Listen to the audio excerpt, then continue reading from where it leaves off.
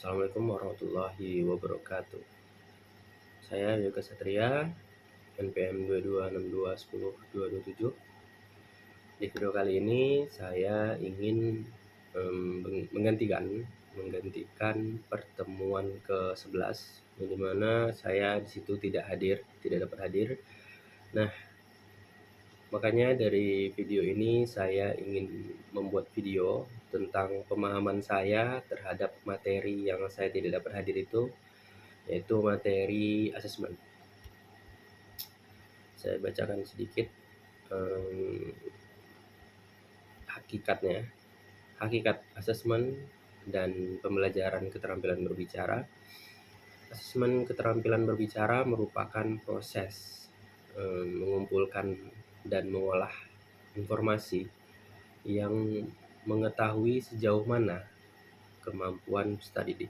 Jadi asesmen ini itu gunanya untuk mengolah informasi, mengolah pengetahuan dari peserta didik, sejauh mana sih kemampuan dari peserta didik atau siswanya dalam menyampaikan gagasan secara lisan yang efektif gitu. Secara kemampuan berbicaranya itu seperti apa gitu. Ini lebih ke penilaiannya. Terus dalam asesmen ini yang diutamakan itu ada penguasaan materinya, terus juga ada ketepatan bahasa, terus juga ada kelancaran, ada kejelasan artikulasi, serta sikap dan kepercayaan diri. Asesmen ini itu berfungsi untuk mengetahui, ya seperti saya sudah jelaskan, mengetahui kemampuan siswanya, kemampuan aktualnya sampai mana. Nah, yang kedua ada memberikan umpan balik. Seterusnya fungsinya itu untuk meningkatkan kemampuan keterampilan berbicara secara berkelanjutan, secara terus-terus gitu. Peningkatannya seperti apa. Nah, lanjut ke prinsip-prinsip asesmen berbicara. Nah, agar asesmen berbicara ini bermakna dan dapat dipertanggungjawabkan. Nah, guru harus memperhatikan prinsip-prinsipnya gitu. Prinsipnya itu ada prinsip validitas. Nah, asesmen ini dikatakan valid apabila yang dinilai itu benar-benar keterampilan berbicara, bukan aspek-aspek lain, bukan kemana-mana gitu. Memang benar-benar keterampilan berbicaranya. Contohnya, jika tujuan pembelajaran adalah presentasi lisan, maka dinilai adalah keterampilan berbicaranya, kemampuan berbicaranya, bukan yang lain, bukan mempresentasikan, membacakan saja, tapi kemampuan dia untuk berbicara. Nah, asesmen validitas ini itu sangat berguna, memang benar-benar untuk menilai keterampilan berbicara. Yang kedua ada asesmen rehabilitas. Asesmen rehabilitas ini itu harus konsisten, artinya hasil penilaian itu tidak berubah-ubah.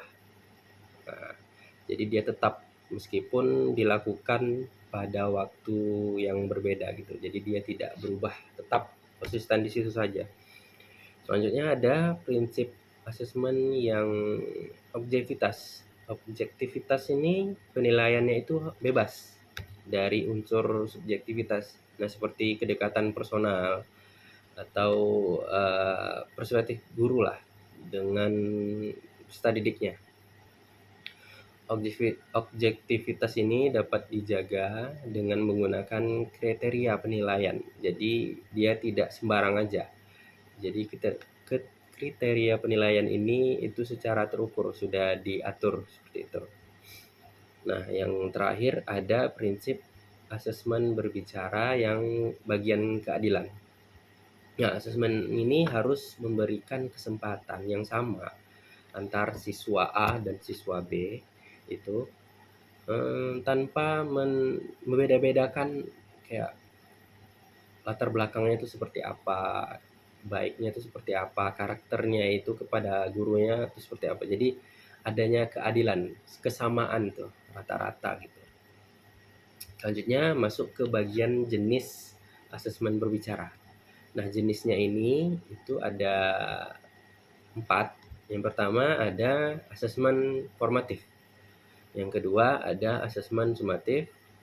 Yang ketiga asesmen diagnostik. Yang keempat ada asesmen autentik. Nah, asesmen yang pertama, asesmen formatik itu dilakukan selama proses pembelajaran untuk memantau perkembangan siswa. Contohnya itu di dalam kelas, guru memberi pertanyaan gitu, tanya jawab gitu. Bagaimana cara melihat, bagaimana cara dia untuk menilai sesuatu, berbicaranya seperti apa gitu. Dalam satu kelas itu aja. Nah, yang kedua yaitu asesmen sumatif. Asesmen sumatif ini dilakukan di akhir pembelajaran untuk menilai pencapaian kompetensi. Contohnya itu kita membuat suatu, disuruhlah membuat video, membuat tugas seperti itu. Jadi di situ kita menilai bagaimana tugas siswa ini benar atau tidak seperti itu. Nah, asesmen sumatif itu seperti itu. Selanjutnya ada asesmen diagnostik. Asesmen diagnostik ini dilakukan untuk mengetahui kelemahan dan kebutuhan siswa sebelum memulai pembelajaran gitu. Contohnya wawancara singkat, pengenalan diri gitu.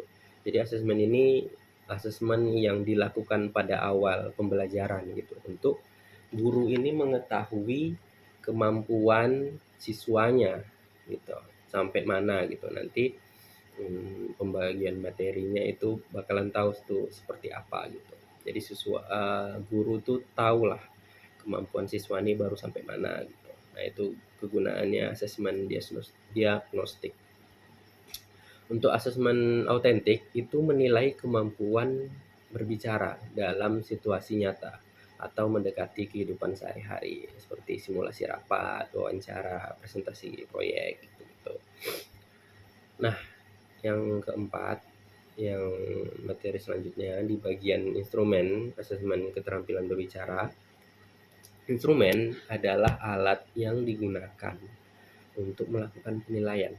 Nah, ini yang bagian instrumen penilaian atau rubrik. Nah, rubriknya itu ada beberapa macam ya. Ada bagian rubrik holistik, terus ada juga analitik, ada juga rubrik deskriptif gitu, rubrik produk. Nah, yang saya tekankan itu bagian rubrik holistik dan analitik. Nah, rubrik holistik ini adalah rubrik yang menilai kinerja peserta didik secara keseluruhan ya.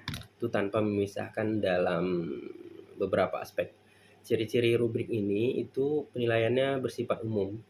Terus juga contoh untuk penilaiannya ini lebih cepat dan lebih mudah lah untuk digunakan guru dalam menilai siswanya.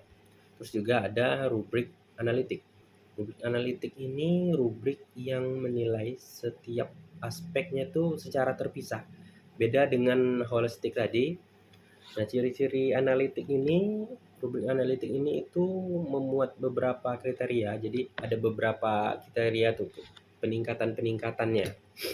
Nah, dia didasari dengan skor setiap aspeknya itu yang harus jelas. Itu nanti sudah diketahui, sudah diberikan satu pemahaman lah. Selanjutnya juga analitik ini itu lebih objektif dan rinci gitu. Lanjut di bagian skala penilaian. Skala penilaian ini itu menggunakan kategori seperti sangat baik, baik, cukup, dan kurang, itu skala penilaiannya. Terus ada observasinya. Observasinya itu guru mengamati langsung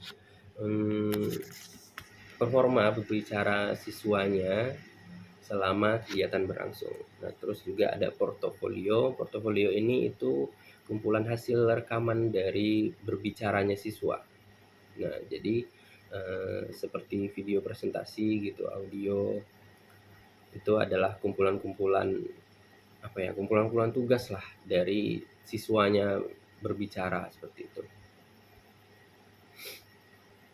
Mungkin segitu saja pemahaman saya tentang asesmen asesmen yang ada di pembelajaran berbicara seperti itu. Mohon maaf jika ada kesalahan. Saya tutup. Assalamualaikum warahmatullahi wabarakatuh.